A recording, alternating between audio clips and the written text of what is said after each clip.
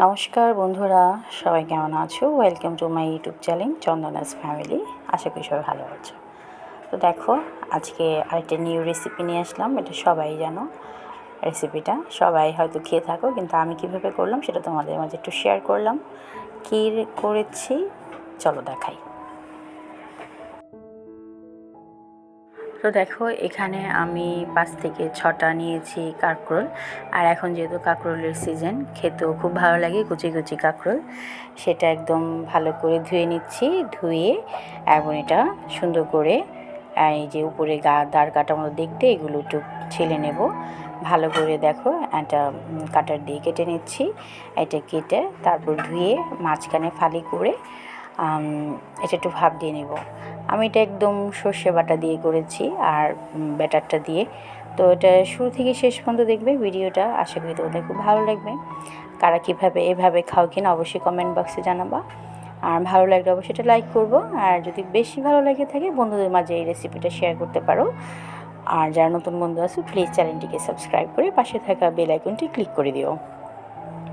তো দেখো, এখানে দেখো সুন্দর করে কেটে ধুয়ে আমি এটা বসিয়ে দিলাম।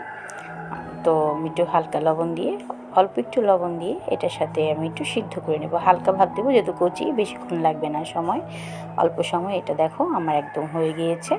তা আমি এখন নামিয়ে নেব।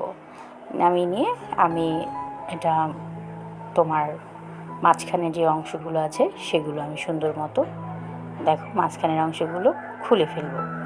এগুলো একটা চামিচের সাহায্যে, এই যে দেখো ভিতরের অংশগুলো, এগুলো আমি সাইড করে রেখে এটার সাথে পোস্ত দেইনি, সাদা সর্ষে, পেঁয়াজ আর হচ্ছে কাঁচা লঙ্কা আর তোমার এই কাঁকরোলের যে ভিতরের অংশ সেটা একসাথে ব্লেন্ডারে ব্লেন্ড করে নেব। তোমরা যদি নিরামিষ খাও তাহলে পেঁয়াজটা স্কিপ করে দেবে, পেঁয়াজটা দেবে না। ওটার সাথে শুধু সর্ষে বাটা, কাঁচা লঙ্কা আর একটু ধনে পাতা দিয়েও পেস্ট করে ওই পুরটা বানাতে পারো। এটা কাঁকরোলের পুরটা খেতে আসলে বন্ধুরা খুব মজা হয়েছিল, সবাই খেয়ে খুব প্রশংসা করেছে। এবং তোমার সর্ষে বাটাটা ঝাঁঝ ছিল, ঝাঁঝালো, খেতেও ভালো লেগেছে। তো দেখো, এটার মধ্যে আমি যে কাঁচা লঙ্কা, পেঁয়াজ আর সেই তোমার কাঁকরোলের ভিতরের অংশ সেটা আর হচ্ছে সাদা সর্ষে, এটা দিয়ে ভালো করে পেস্ট করে নিয়েছি। এবার এটা ব্যাটার তৈরি করব। ব্যাটারটার মধ্যে আমি অনেক কিছু দিয়েছি, তোমরা এভাবে করতে পারো অথবা নাও করতে পারো। এটা মধ্যে দিয়েছি আমি কিছুটা পরিমাণে ময়দা, আর কিছুটা ক্রিসপির জন্য দিয়েছি চালের গুঁড়ো। সেই চালের গুঁড়োটা হচ্ছে গোবিন্দভোগী চালের গুঁড়ো, স্মেলটা খুব সুন্দর আসে সেই জন্য দেওয়া।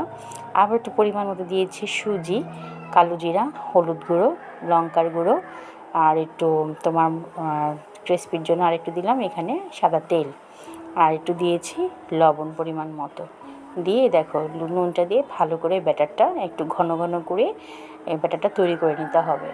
তো দেখো সুন্দর মতো আমার ব্যাটারটা তৈরি করা হয়ে গেছে। আর ওই যে দেখো পুরটা, এখন আমি সর্ষে বাটাটা এটা দিয়ে দিলাম। দিয়ে এই ব্যাটারটা দিয়ে সুন্দর মতো আমি কাঁকরোলের পুরগুলো বড়া যেটা বলো, এটা আমি ভেজে নেব। তো বন্ধুরা কেমন লাগছে দেখো, দেখতে তো ভালোই লাগছে, খেতেও কিন্তু দুর্দান্ত হয়েছে। তো দেখো আমি এভাবে সুন্দর মতো একটু ব্যাটারের মধ্যে চুবিয়ে আমি এটা দিয়ে তারপরে তোমার ডোবা তেলের মধ্যে এটা আমি ভেজে নিয়েছি। সুন্দর একটা ফ্রাই প্যানের মধ্যে দিয়ে এটা আমি দিয়ে দিলাম, একটা করে ভেজে নিচ্ছি। ফাইনাল লুকটা তোমাদের দেখাচ্ছি।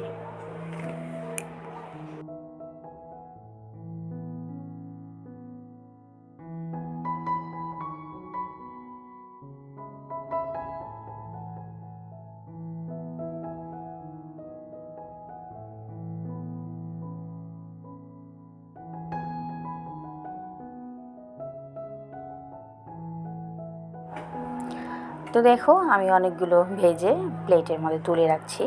এভাবে করে আমি সবগুলো কাঁকরোলের পুর ভেজে নিয়েছি। তো গরম গরম ভাতের সাথে সার্ভ করেছি, খেতে কিন্তু ভালো লেগেছে। তোমরা চাইলে এটা পোলাওর সাথে, সাদা ভাতের সাথে খেতে ভালো লাগবে। আর ভাতটা একটু বেশি নেবে, তাহলে কিন্তু চেটে পুটে খাবে, কম হলে কিন্তু চলবে না। তো চলো বন্ধুরা, আজকে ভিডিওটা এখানেই শেষ করব। খুব ছোট্ট একটা ভিডিও তোমাদের নিয়ে আসলাম।